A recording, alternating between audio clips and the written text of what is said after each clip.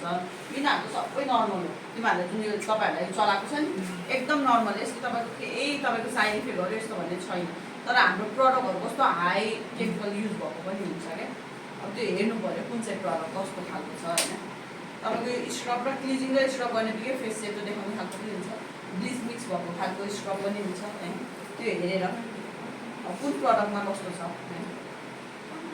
Product चाहिँ lotus प्रोफेसनलको चाहिँ कस्तो राम्रो छ क्या। कुनै पनि स्किनलाई साइड इफेक्ट पनि गर्दैन, ड्राई स्किनको लागि छुट्टै, ओइली स्किनको लागि छुट्टै छ। अनि तपाईँको स्किनलाई एकदम छिटो इन्स्ट्यान्ट ग्लो पनि दिँदैन त्यसबाट, तर स्किनलाई चाहिँ बिस्तारै रिफ्लेक्ट गर्छ क्या। राम्रो छ, महँगो पनि छ है। तपाईँको 9500 कति पर्छ एक सेट लिँदा, फेसियलको सेट लिँदा।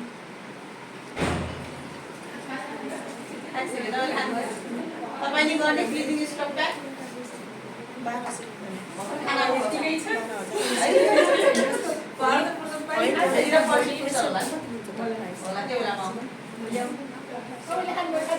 खाइसक्यो हामी। यसरी एकैछिन मात्र गर्ने, 3 मिनट जति मात्र गर्ने मजा। अनि कसैलाई पोल्छ भन्यो भने नगराउने, स्किन पोल्छ भन्यो भने नगराउने। अनि पातलो छालामा पनि नगराउने, धेरै पातलो छालामा एकछिन मात्र गर्ने। अनि त्यसरी प्याक जस्तो पनि नलाउने, प्याक जस्तो पनि नलाउने, सर्र गऱ्यो सिधाइदिनु है। अनि जुन सेन्सिटिभ स्किन भन्यो नि, सेन्सिटिभ स्किन पनि कस्तो खालको स्किन छ, अलिकति केही प्रडक्ट युज गर्ने बित्तिकै एलर्जी हुने खालको स्किन छ कि होइन, इरिटेसन हुने खालको स्किन छ कि, त्यो हेर्नु पऱ्यो क्या। अब एकदम व्हाइट स्किन हुन्छ कसैको, तपाईँको पातलो खालको स्किन छ भने फेरि रेडनेस आइदिन्छ नि त। त्यस्तो स्किनहरूमा पनि अब अलिकति रिस्क हुन्छ, उसको पनि त्यस्तै देखिन्छ क्या। मौसरीको पनि पुरा रेड देखिने खालको छ नि त, रेड देखिने त्यस्तो छ। त्यस्तो स्किन छ भने पनि अलिकति केयरफुल हुनु पऱ्यो क्या प्रडक्ट चलाउँदा है। यो गरिसकेपछि अब तपाईँले उसले चला जस्तो फेरि यस्तरी मार्न थाल्नुभयो भने त हुँदैन है। एकदम हल्का हातले त्यो चाया कोदो भएको स्किन छ भन्दैमा, तपाईँको यो अलिकति कडा खालको स्किन छ भन्दैमा त्यो मार्दैमा फेरि तपाईँको सफा हुँदै चाहिँ हुँदैन क्या।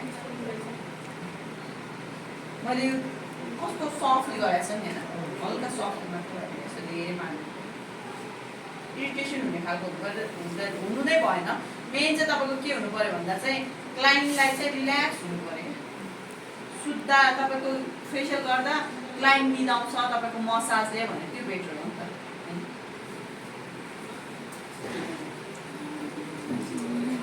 स्किन पनि राम्रो हुन्छ, क्लाइन्ट निदाएको राम्रो हो। अब के गर्छौँ, तलैदेखि पुस्ने ल। स्क्रब चाहिँ एकचोटिको पानीले पुसेपछि फेरि अर्को सफा पानीले नि पुस्ने, गिर्खाहरू सबै हटाउने।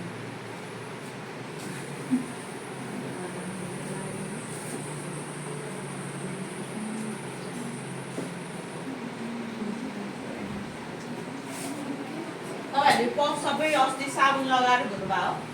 छैन साबुन लगाएर गएर यहीँ छ त डेटोल साबुन।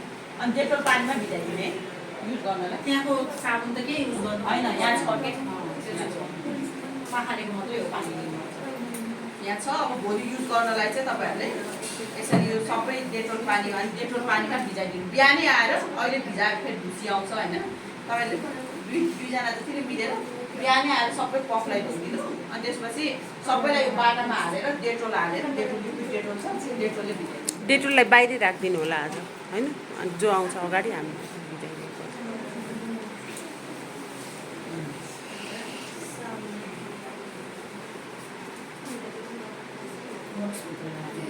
अब तपाईँको गिर्खा राम्रोसँग सफा भएको हुँदैन हेर्नु ल।